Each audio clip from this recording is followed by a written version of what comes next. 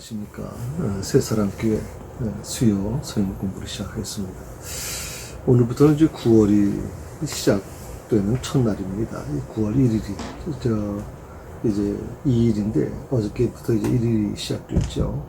오늘 녹화가 이제 1일날 녹화하기 때문에 이제 9월이 시작되면서 또 그동안 한 7주 가까이 16장에 대한 말씀을 좀 길게 우리가 같이 나눴습니다. 그 중에는 우리가 마지막에 이런 공부를 했죠. 주님께서 가르쳐 준 그 주기도문에 대한 부분을 같이 공부를 해서 6가지 부분을 좀 같이 나눴는데, 오늘은 이제 예수님의 기도, 제자들이 예수님께 가르치는 과정에서 이제 주기도문을 가르쳐 주시는 과정이 나온 건데, 예수님의 기도 속에 어떤 의미가 있는지, 또 그것을 우리가 어떻게 배워야 되는지, 우리가 기독교인들이라고 하는 게, 신앙인들이라고 하는 게 가장 중요한 게 뭡니까? 기도입니다. 우리 기독교인의 삶 속에서 기도가 없다면 참 어떻게 보면 기가 막힌 것이겠죠. 이건 어떻게 보면 종교가, 이 땅에 있는 종교들은 대부분 기도라고 하는 것을 갖고 있습니다. 조금씩 약간 차이는 있지만 다 종교마다 기도를 하죠. 어떤 기도가 더 열심히 하느냐? 저는 물론 우리 기독교도 참 열심히 하지만 타 종교도 참 열심히 합니다. 그들의 그 열심을 사실 따라가기 어려울 정도로 정말 정성을 들이고 열심을 하지 않습니까? 그래서 오늘 이 말씀을 통해서 기도를 열심히 하느냐 문제도 중요한 거겠지만 그 기도의 내용이 뭐냐라는 겁니다. 우리가 무엇을 위해서 기도하느냐는 것이거든요. 그래서 그 부분을 오늘 예수님의 기도에 대한 부분으로 같이 공부해 나가겠습니다. 오늘은 17장에 있는 말씀, 요한복음 17장 1절에서 26절 중에서 이제 공부를 하겠습니다. 제가 성역 구조를 읽지 않은 것은 이제 우리가 공부하면서 1절, 2절 계속 이제 서로 읽기 시작하기 때문에 특별히 따로 읽지는 않겠습니다. 그 네모칸 교재 여러분 보시면, 만약 교재를 아직 받지 못하신 분들, 이거 지금 제가 지난번에 비대면 예배 드리면서 봉투에다 넣어서 보내드렸는데, 만약 받지 못하신 분이 계시다면 이제 교회 홈페이지에 들어가시면 그 교재가 나와 있습니다. 그걸 복사해서 쓰셔도 되고, 자료를 계속 이제 올려드릴 테니까 그렇게 하시면 좋겠습니다. 네모칸 안에 있는 그 내용을 좀 같이 한번 읽어볼까요? 예. 십자가에 돌아가시기 전날 밤 제자들에게 메시지를 주신 예수님께서는 기도하시기 시작하십니다. 예수님 자신을 위해서, 제자들을 위해서, 온 만민을 위해서 기도하십니다. 우리는 제자 양육을 위한 많은 지혜를 얻을 수 있습니다. 예수님이 겟세마네 동산에서 마지막 기도하실 때 3가지를 위해서 기도하셨습니다. 본인 자신을 위해서, 예수님 자신을 위해 기도했고요. 또 제자들을 위해 기도하셨습니다. 이제 얼마 안 있으면, 불과 몇 시간 있으면 이제 제자들이 엄청난 충격을 받게 될 것이고, 또 그들이 주님을 곁을 떠나게 되는 일이 일어나게 되고, 그 다음에 또 온 만민을 위해서 기도하셨죠.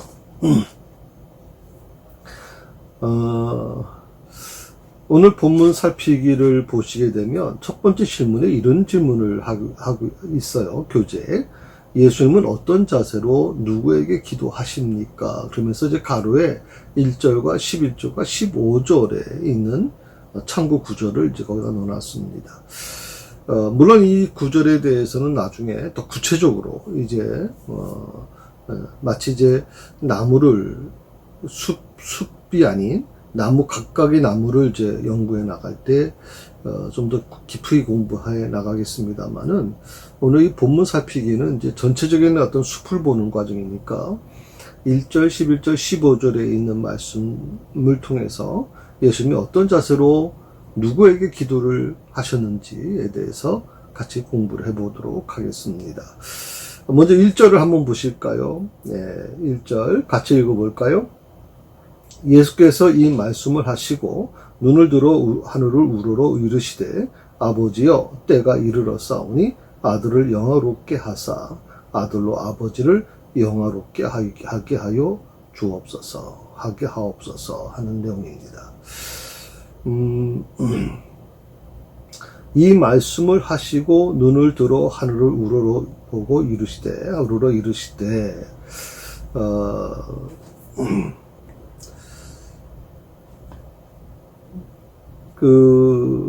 요 부분에 대한 부분을 좀 우리가 공부를 할 필요가 있어요. 그런데 이것은 공관복음, 마태, 마가, 누가복음을 이제 공관복음이라 보통 얘기를 합니다. 뭐 요한까지 이제 원래 포함하게 됐습니다만은 그 마태, 마가, 누가복음과 요한복음은 조금 차이가 있다 말씀을 드렸습니다.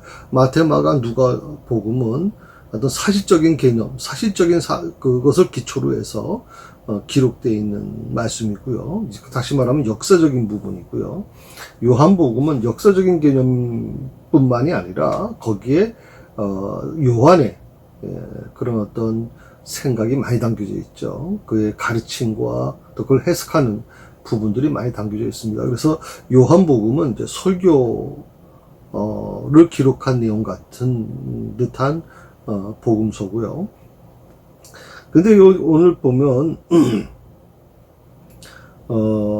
마태복음이나 마가복음이나 누가복음, 특히 마태복음 26장 36절에서 46절, 마가복음 14장 32절에서 42절, 그리고 누가복음 22장 40절에서 46절, 이 겟세마네 기도에 대한 내용들을 각각 기록했습니다. 다 어떻게 보면 전체적으로 보면 다 비슷합니다. 그럴 수밖에 없죠. 역사적인 사실을 기록했으니까 뭐 비슷할 수밖에 없죠. 다만 마태가 본 그 예수님의 겟세마네 동산의 그 모습과 마가는 예수님의 실질적인 제자는 아니지 않습니까? 그러니까 뭐 겟세마네 동산의 사건을 잘 모를 수 있죠. 그러나 마가는 이제 뭐 베드로의 어떤 그런 영향을 받은 사람이니까 그런 영향을 받은 것에 대해서 수많은 자료를 수집했을 것이고 들었을 것이고 그런 관점에서 마가가 보았던 겟세마네 기도의 내용이 뭔지, 그리고 누가가 보았던 의사 출신 아닙니까? 그 누가가 본 이 겟세마네 동산의 기도가 어떤 것인지 이것을 우리가 깊이 생각해 볼 필요가 있다고 생각을 합니다.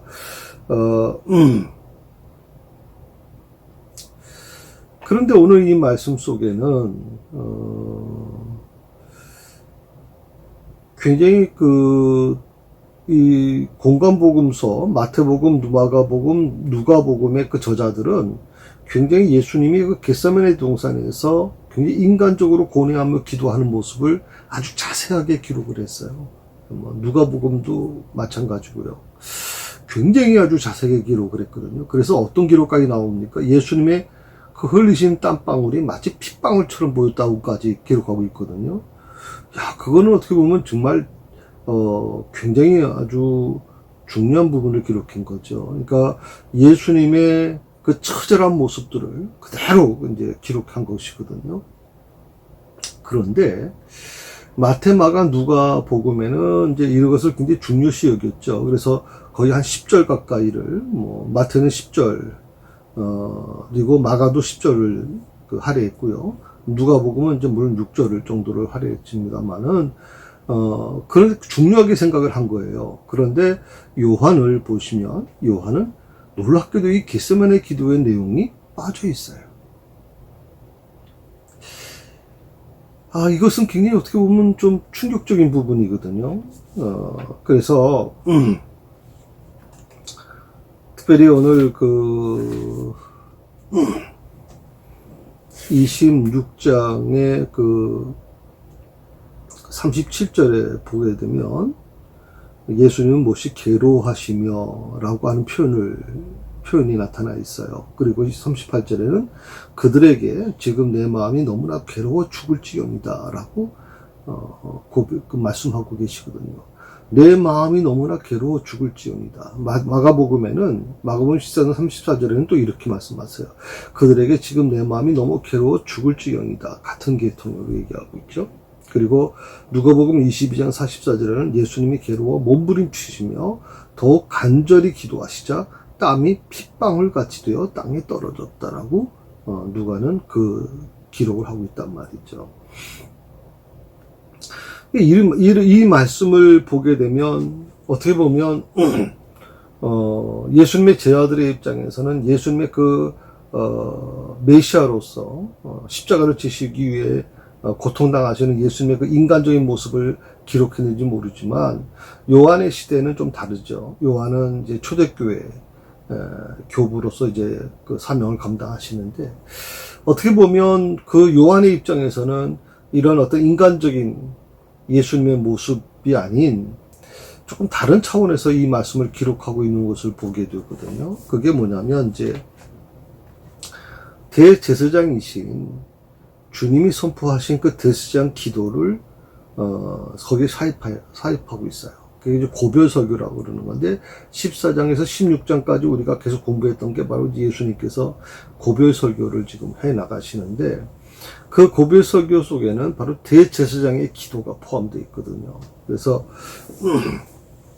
이 대제사장 기도는 인간적인 고통과 범민을 하는 내용이 있을 수가 없죠. 대제사장이 하나님께 나아가 기도하는 것이 개인의 어떤 범민에 대한 것을 가지고 하는 게 아니고 고통에 대한 부분을 얘기하는 게 아니에요. 그건 전 민족을 대표해서 기도하는 것이기 때문에 그렇죠. 우리가 보통 대표 기도를 할 때 물론 여러분들이 그 기도하시는 과정에서 또 기도를 기록하시고 기도를 하실 때 개인이 기도하는 것과 대표 기도는 조금 다릅니다. 개인의 기도는 뭐 여러분의 자신의 문제, 아픔에 대한 부분, 절절하게 정말 눈물 날 정도로 막 가슴이 저려오는 정도의 그런 고백을 할 수가 있어요. 그런데 대표 기도는 가급적이면 모든 사람의 공통적인 것을 기도하는 거거든요. 그러니까 대표 기도가 개인의 기도로 착각하시는 분들이 계시기 때문에 그거는 가급적이면 고치셔야 돼요. 대표 기도는 주일날 하는 대표 기도는 전 교인들의 기도를 한 사람이 하나님께 같이 올려드리는 것이기 때문에 그 기도를 대표해서 드려지는 기도이기 때문에 어떤 그런 개인적인 어떤 기도의 성량이 나타나면 안 된다고 생각을 하거든요. 인간적인 고통과 범민을 하는 내용이 아니죠. 대제사장의 기도는 하나님의 아들로서 주어진 사역을 완수하신 승리자로서의 주님을 요한은 부각시키고 있는 거예요. 그래서 대제사장의 기도를 거기다 삽입시켜 놓은 거죠. 마태, 마가, 누가 복음의 저자들과는 확실히 다른 거죠. 인간적인 예수 그리스도의 모습이 아닌 대제사장의 그 기도, 그리고 하나님의 아들로서 사역을 완수하신 승리자로서의 주님을 거기에 부각시키고 있는 겁니다. 눈을 들어라고 하는 부분에 있어요. 그 1절에 보게 되면 눈을 들어 하늘을 우러러 이르시되 눈을 들어라고 하는 이 부분은 아마 어떻게 보면 요한이 이제 구약적인 어떤 그 대제사장의 기도니까 막 그런 관점에서 이 눈을 들었다라고 표현을 쓴 것 같아요. 그것은 보통 제사를 드릴 때 하는 이 제사장들의 자세의 모습이거든요. 눈을 든다. 그러니까 우리는 기도하면 눈을 감고 이제 고개를 숙이고 기도하지 않습니까? 그런데 제사장들이 보통 기도할 때 보면 하늘을 향해서 고개를 들고 기도하거든요. 이거를 이제 신약 시대에 바리새인들이 배운 거죠. 바리새인들이 바로 이 대제사장의 이 제사장들의 어떤 기도를 배워서 그들도 역시 사람들이 다니는 곳에서 고개를 들고 기도했다고 나오지 않습니까? 이 눈을 들어라고 하는 것은 바로 이 기도 성전의 기도 내용 모습을 표현해 준 거라고 생각을 해볼 수 있습니다. 어떻게 보면 오히려 마태, 마가, 누가복음에는 이런 눈을 들어라고 하는 표현이 잘 나타나 있질 않아요. 아주 자세하게 기록한 역사적인 사실을 기록하다 보니까 자세하진 않아요. 그런데 요한복음에는 복음서에 기록되지 않은 내용들이 아주 자세하게 기록된 부분이 나타나요. 예를 들어서 바로 이 눈을 들어라고 하는 표현이 그리고 그 이유를 이렇게 설명하고 있는 거죠. 내 자신이 목격자임을 암시하고 있는 구절이다라고 생각해요. 목격자임을 암시하는 구절. 그러니까 오늘 예수님께서 말씀을 하시고 눈을 들어 하늘을 우러러 이르시되, 이런 표현은 내가 목격자라고 하는 것을 얘기하는 거죠. 이 초대교회에서 목격자라고 하는 것이 왜 중요하냐. 그러니까 여러분, 예수님의 그 제자, 12제자가 왜 중요합니까? 그 사도라고 보통 불려진단 말이죠. 그런데 이 12명의 사도, 어떻게 보면 이 바울 같은 경우는 그들보다도, 그 12명의 제자들보다도 더 큰 일을 하신 분 아닙니까? 성경의 상당한 부분을 기록하신 분이고, 정말 기독교에 어떻게 보면 아주 중요한 연결 고리를 담당해 줬던 분이 바로 이 사도 바울인데, 그런데 사람들이 바울을 사도라고 인정을 하지 않는 겁니다. 그래서 사도 바울이 너무 마음이 힘든 것 같아요. 그래서 내가 사도라는 것을 계속 강조하죠. 그리고 예수님께서 나에게 그 사도의 직분을 맡기셨다. 직접 나는 예수님을 만났다라고 얘기를 합니다. 그걸 자꾸 어떻게 보면 너무 초라할 정도로 변호해요. 왜 저렇게까지 할 필요가 있나 든 생각이 될지 모르지만, 이 사도라고 하는 것은 예수님과 3년 동안 동고동락하고 예수님이 직접 뽑으신 12제자 외에는 사도라는 말을 쓰질 않는단 말이죠. 그러니까 어떻게 보면 초창기에는 이 사도 바울이 참 그것 때문에 많이 서러움을 당했을 것 같아요.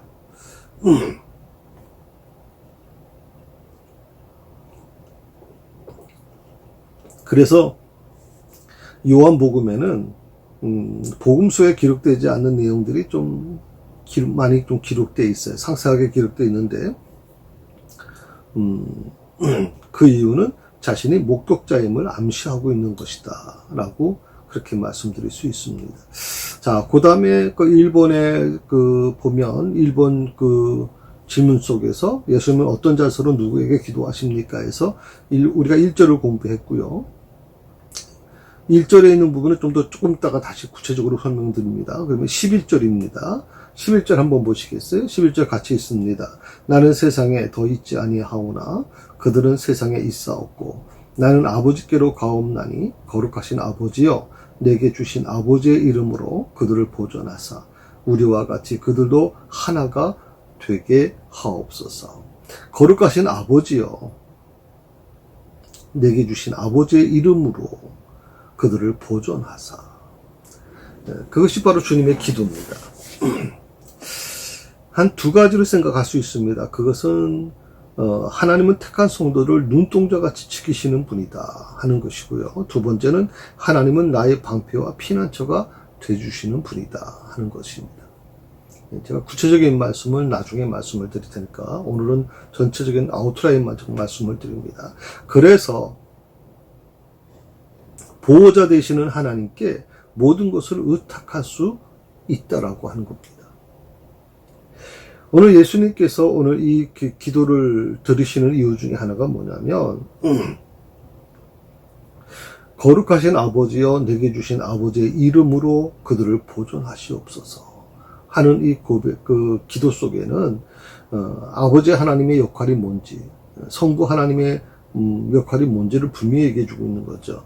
하나님은 택한 성도를 그냥 보고만 계시는 분이 아니다. 눈동자같이 지키시는 분이다. 그리고 하나님은 나의 방패가 되어주시고 나의 피난처가 되어주시는 분이다. 그러므로 그 보호자 되시는 하나님께 모든 것을 의탁할 수 있습니다. 라고 하는 고백이 오늘 우리의 고백이 아니겠는가 생각해 봅니다.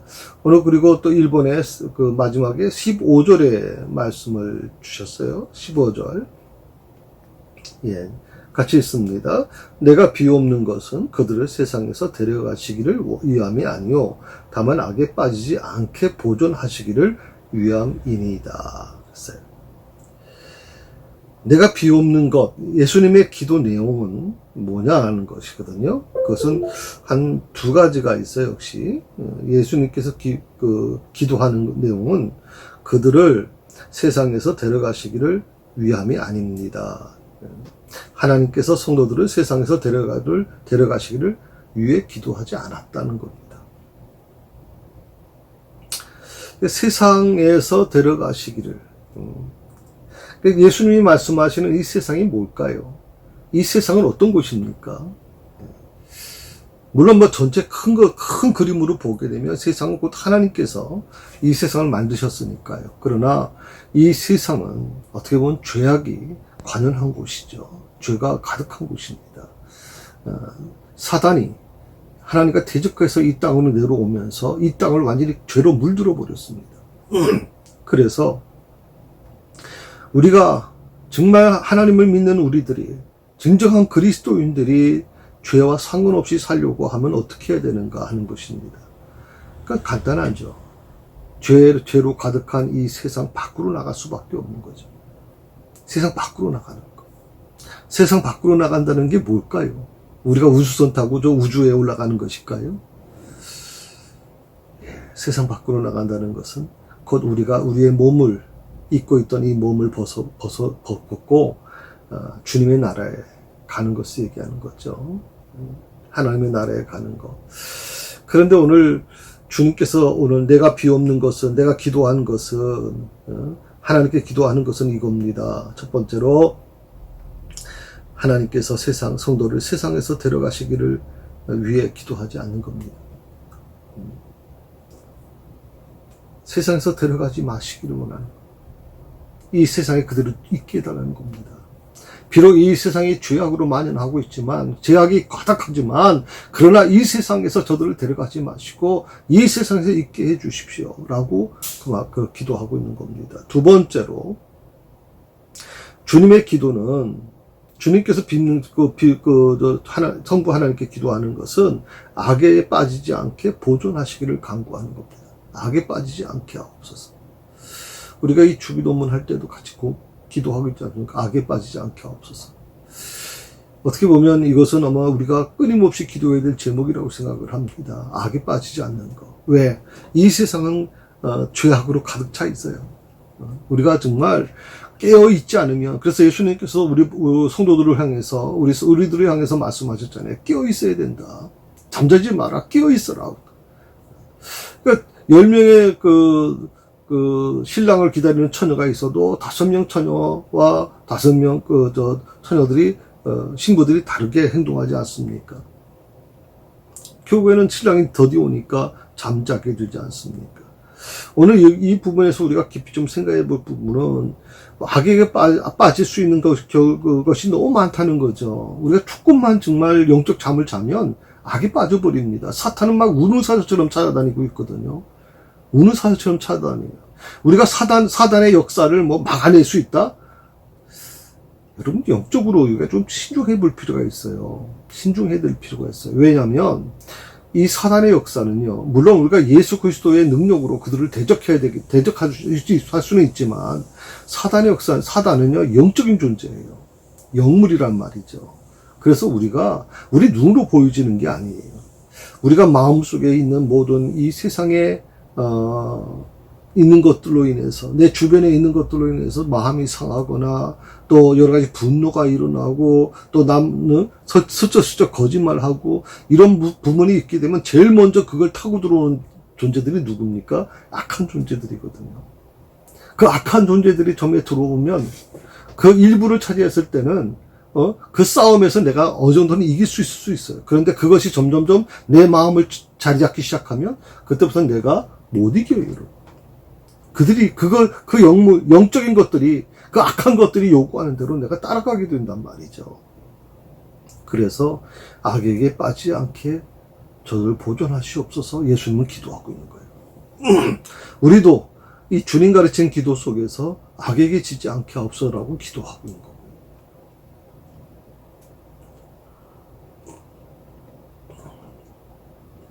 기독교는 어떤 종교입니까? 기독교가 다른 종교와 다른 이유는 무엇입니까?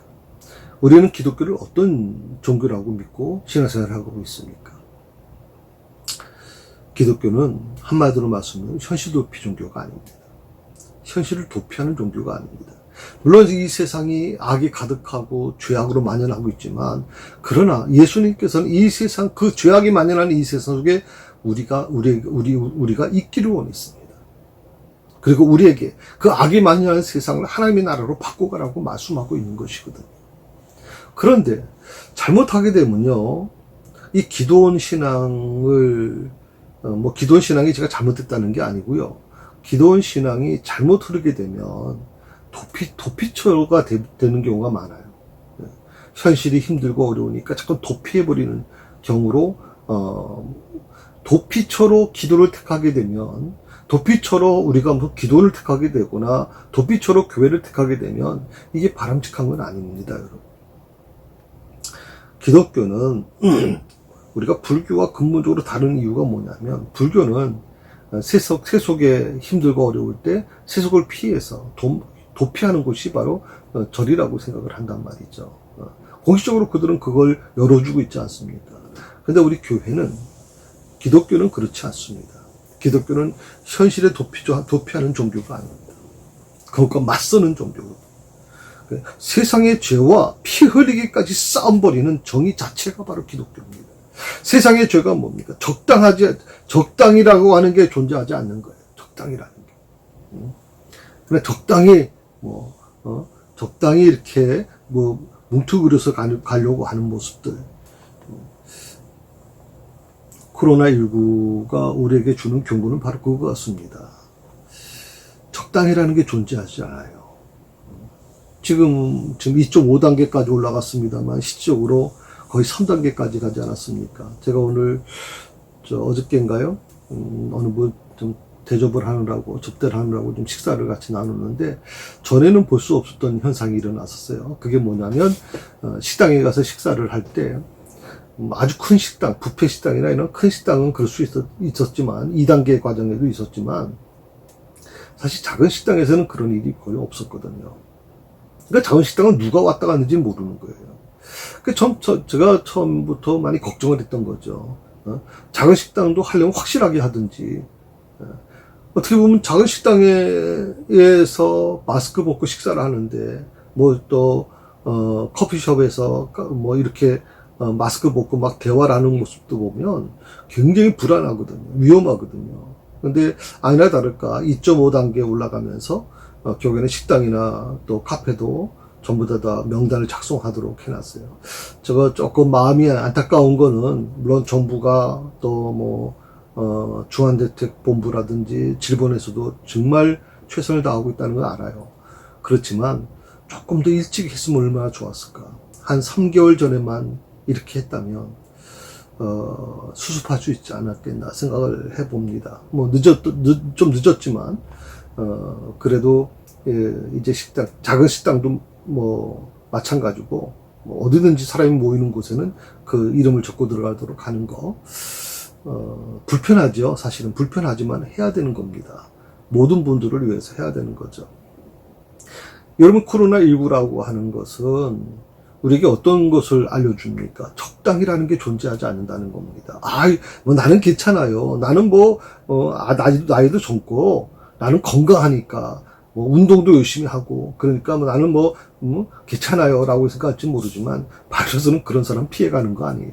다 같이 가요. 물론, 면역이 있는 사람들은 조금 더, 어떤 병세가 조금 낫죠. 가볍게 지나가는 경우도 있습니다. 그런데 저는 우리 성도들에게 부탁하고 싶은 거는요, 저도 조심하는 이유가 바로 그 부분입니다. 연세 있으신 분들한테는 치명적이거든요. 그래서 이 코로나 바이러스는 나만 생각하면 안 돼요. 다른 사람을 생각해 줘야 돼요. 나로 인해서 혹시 다른 사람이 힘들지 않을까를 생각할 수밖에 해야 되는. 그래서 내가 좀 불편하더라도 다른 사람을 위해서 그 불편을 참아내는 거. 그게 이 코로나 바이러스의 보통 우리가 가져야 될 모습이 아닌가. 사실 2.5단계라고 그러면 거의 3단계에 육박한 정도가 되지 않았습니까? 지금 많은 사람들이 불안해하고 있거든요. 자, 이 세상의 죄라고 하는 게 굉장히 무섭습니다.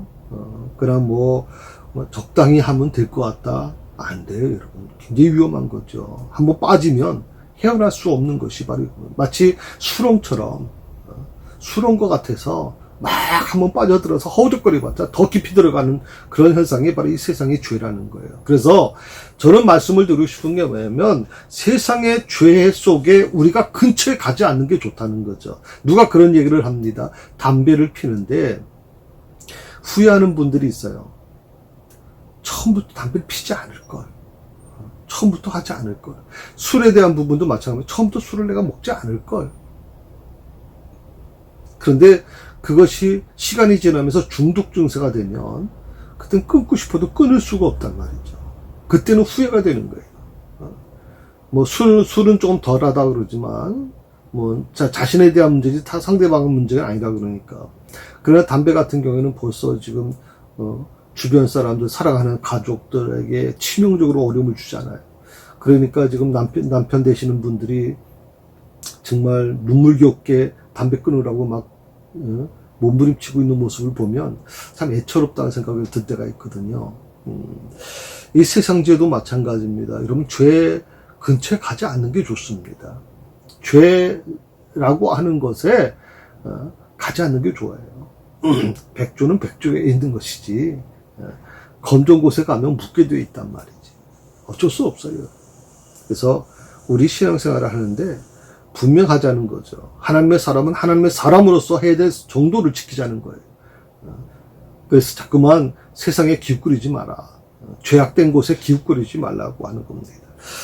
여기 말씀에 보면 세상의 죄와 피 흘리기까지 싸운다. 그래서 피 흘리기까지. 그러니까 타협이 안 되는 거예요.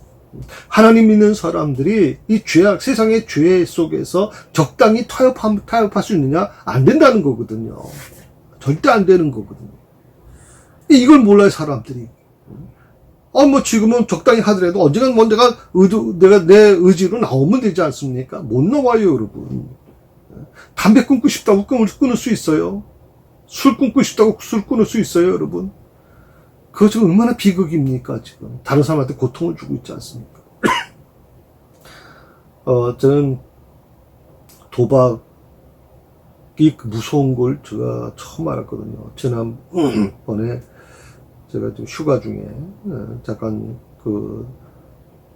정선에 머문 적이 있었어요. 근데 가서 보면 도박장에 들어가는 사람들 보면 아주 옷을 깨끗이 입고 들어간 사람들이 없어요. 전부 다 뭐 시골 아저씨들이고 대학생들 같고 뭐 아줌마들이고 그래요 지금. 근데 거기 한번 미치면 정신을 못 차려요. 거기 미치면 집 팔고 뭐 난리예요 지금. 중독이라는 게 이만큼 무섭단 말이죠. 그래서 오늘 여기 오늘 주님께서는 내가 비옵는 것은 그들을 세상에 데려가시기를 위함이 아니요 다만 악에게 빠지지 않게 보존하시기를 위함입니다. 악에 빠지지 않게 보존하시기를. 이 세상죄와 우리가 이제 세상 속에 우리가 살아가다 보면 이 세상의 죄악을 보게 되는데 이 세상의 죄와 우린 피 흘리기까지 싸워야 된다. 그 자체가, 그 정의 자체가 바로 기독교다라고 하는 거예요. 그래서 여러분 적당히 이렇게 신앙생활 하시면 안 돼요. 이거면 이거, 저거면 저거. 분명하게 선과 악을 구분할 줄 알아야 돼요. 백과 흑을 구분할 줄 알아야 된다 생각해 봅니다. 자, 두 번째 질문입니다. 예수님의 그 첫 번째 기도의 제목이 무엇입니까? 첫 번째 기도 제목입니다. 그 뜻은 가로 보니까 1절에서 5절이라고 이제 나와 있습니다. 먼저 조금 전에 우리가 1절을 공부했으니까 1절 한번 다시 한번 읽어볼까요? 네. 예수께서 이 말씀을 하시고 눈을 들어 하늘을 우러러 이르시되 아버지여 때가 이르렀사오니 아들을 영화롭게 하사 아들로 아버지를 영화롭게 하게 하옵소서. 아들을 영화롭게 하사. 어떻게 보면 좀 당돌한 기도처럼 보여지죠. 아들을 영화롭게 해 주십시오. 이거는 우리 인간적으로 보면, 우리 인간적인 세상에서 기준으로 보게 되면, 하나님께 기도하면서, 나를 높은 자리에 앉혀주십시오. 라고 하는 것과 같은 거죠. 아들을 영화롭게 하십시오. 라고 하는 것이니까. 근데 오늘 이 아들을 영화롭게 해달라고 하는 이 기도 속에는 어떤 이기심에 의한 것이 아니에요. 이기심에 의해서 드려진 기도가 아니에요. 그것은 성부 하나님께 영광을 돌리기 위한 청원이라고 그렇게 기록하고 있더라고요. 자료에 보니까. 성부 하나님께 영광을 돌리기 위해서 아들을 영화롭게 하사, 그러니까 아들이 영화롭게 됨으로 인해서 아들로 하여금 아버지를 영화롭게 하게 해 주십시오라고 하는 거거든요. 어떻게 보면 우리가 정말 뭐 사업에 성공을 하고 명예를 얻고 또 뭐 세상에서 잘 되고 이런 모든 것들이 뭐냐, 그렇게 해서 뭘 하기를 원하는 거냐, 바로 그것을 통해서 아버지를 영화롭게 하게 하기 위한 것입니다 라고 하는 기도가 아주 중요한 기도라고 생각을 하는 겁니다.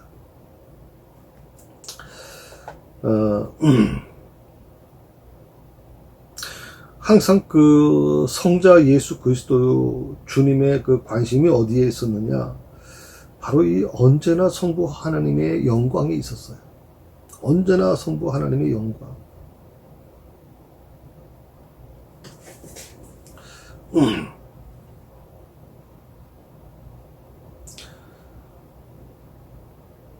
오늘 이 말씀은요, 우리에게 많은 도전을 주고 있다고 생각을 합니다. 오늘 하나님을 믿는, 주님을 따르는 우리들도 주님의 마음으로 신앙생활을 해야 돼요. 그런데 지금 주님의 마음으로 신앙생활을 한다는 것을 잘못 이해하는 분들이 있어요. 열심히 하고 있는데요, 저는. 열심히 정말 봉사도 하고, 열심히 내가 맡은 거 최선을 다하고 있습니다. 근데 아까운 바쁜 시간 내가지고 정말 주님을 위해서 열심히 봉사하는데요. 정말 좋습니다. 그런데 그 열심히 한다는 게 과연 누구를 위해서 열심히 하는 거냐 이것이죠. 그 열심히 하는 게 과연 누구를 위한 겁니까? 여러분 가슴에 손을 얹고 한번 물어보십시오. 그 열심히 누구를 위한 것입니까? 하는 겁니다. 누구를 위한 것. 무엇을 위해서 열심히 하는 겁니까? 나를 위해서입니까? 아니면 하나님을 위해서인 겁니까? 내 열심히 나를 위한 것인가 하나님을 위한 것인가를 깊이 한번 생각해 보십시오. 빌립보서 2장 9절에서 11절에 아주 적절한 성경 구절이 있죠. 그 성경 구절에 보면 이런 구절이 나옵니다. 이름으로 하나님이 그를 지극히 높여 모든 이름 위에 뛰어난 이름을 주사 하늘에 있는 자들과 땅에 있는 자들과 땅 아래에 있는 자들로 모든 무릎을 예수의 이름에 꿇게 하시고 모든 입으로 예수 그리스도를 주라 시인하여 하나님 아버지께 영광을 돌리게 하셨느니라.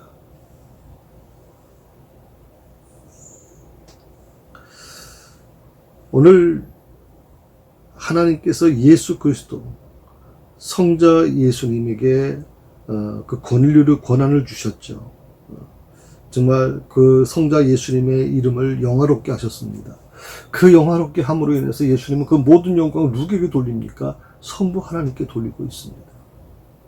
오히려 자신에게 영광을 돌리는 자들에게 오히려 성부 하나님께 영광을 돌리라고 오히려 말씀하고 계십니다.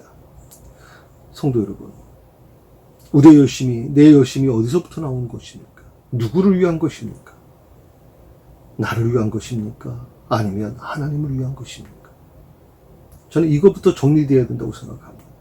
이게 정리되지 않으면 어렵습니다. 제가 지난 주일날 여러분 아신 것처럼 우리가 비대면 예배를 지금 한 2주간 드렸고요. 이번 주까지 또 3주간 예배를 드립니다. 비대면 예배를 드리게 되면 가장 어려운 문제가 뭐냐면 교회 재정에 아주 치명적인 어려움을 겪게 됩니다. 저희는 처음부터 이제 주일날 들어갈 때 헌금함에 넣고 들어가게 했지 않았습니까? 20년 동안 한 번도 안 바뀌고 그렇게 해왔지 않습니까? 그러나 이제 보통 큰 교회들 같은 경우는 이제 헌금교회가 이렇게 돌아가게 돼 있거든요. 근데 이제는 그럴 수가 없잖아요. 가정에서 예배를 들으시는 분들이 온라인으로 보내주거나 아니면 교회로 보내줘야 되는데 이게 결코 쉬운 일이 아니죠. 누가 그런 얘기를 합니다. 어느 장로님 만났더니 그 헌금교회 돌리는 것과 돌리지 않는 것의 차이가 있나요? 그렇게 물어봤더니 차이가 큽니다, 목사님. 주일 헌금 같은 경우에는 거의 3분의 1이 더 많이 거칩니다. 그렇게 얘기를 합니다.